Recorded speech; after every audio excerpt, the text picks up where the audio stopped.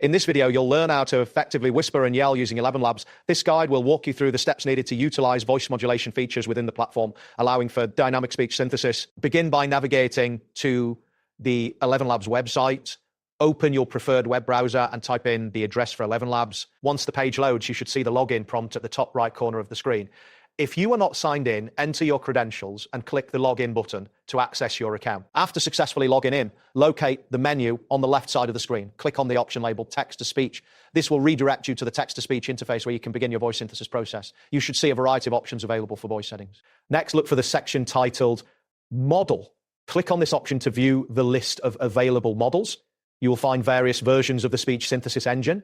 Select 11v3 Alpha to access the latest features, including whispering and yelling capabilities. Following that, click on the voice option.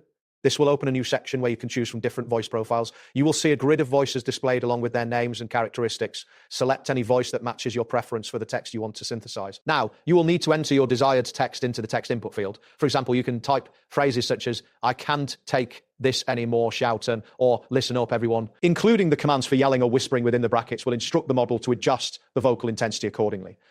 Ensure that your text is formatted correctly before proceeding. Once you've entered your text, review the settings to confirm everything is as you want.